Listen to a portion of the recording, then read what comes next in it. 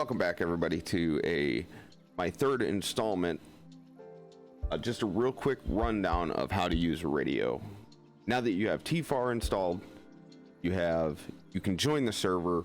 You're scot-free, kind of. Still need to learn how to use a radio. Maybe it's your first time using TFAR. Maybe you're just not very adept with it. Let me give you the quick down and dirty, because that's what I'm here to do. Something real quick, simple. Right off the bat, you'll spawn at HQ. You're gonna come over to this arsenal crate, interact with it, get the arsenal. Get a gun here so I'm not your binoculars out. I hate that. Most of the time we're going to be using the JEMs 148, so I'm going to show you the rundown on that. To interact with your radio with TFAR, you're going to have Control P. User left your channel. It'll bring up the interface, okay? Because you should have already dropped into the channel. I'll show you that real quick.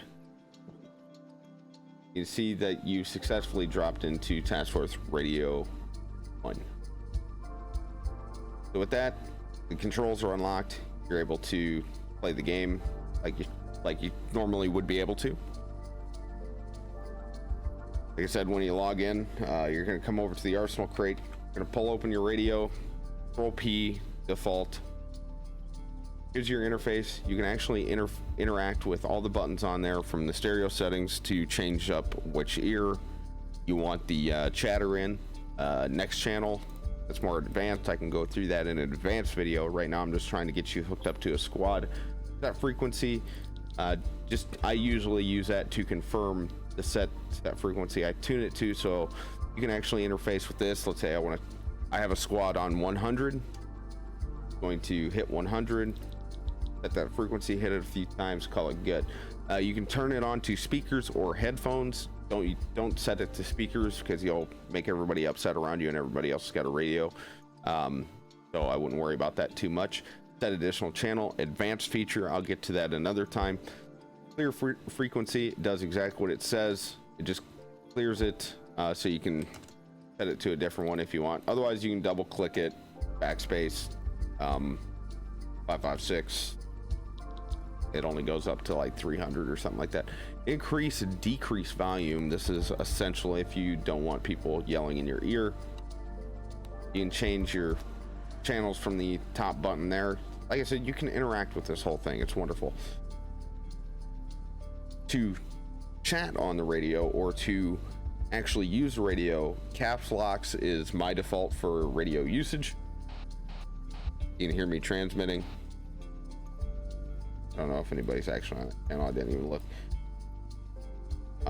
And people around you in proximity will also hear you speak on the radio from a proximity. Like if somebody was standing right here, they would have heard me say what I was saying over the radio, as well as the people on the other side on the same frequency as me. Proximity chat also works. Proximity is based on distance of your voice volume. You can change your voice volume through Control P, or not, sorry, Control Tab. Yes. And you can see the symbols down there in the lower right changing. That is whisper, so people right next to you are the only ones that are really going to hear you. The rest are going to have a hard time.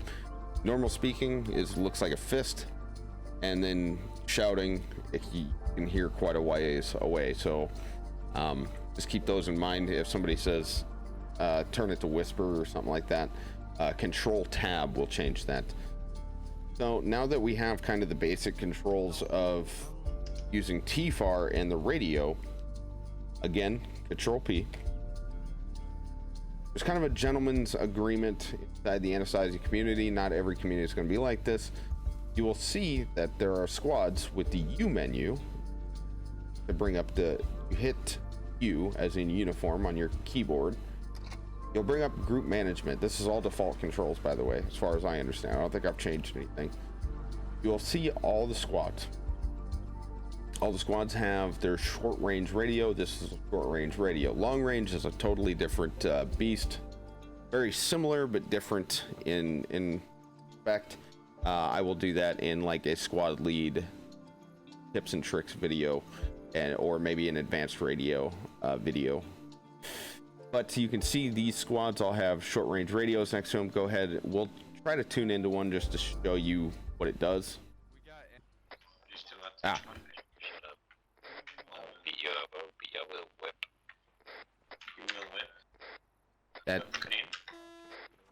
That is the radio chatter there. That radio chatter is very simulated. It will actually use the terrain such as mountains, buildings, and distance to calculate how mixed up and bad sounding the radio transmission might be. This is where long ranges are stronger in terms of distance, which is for another video.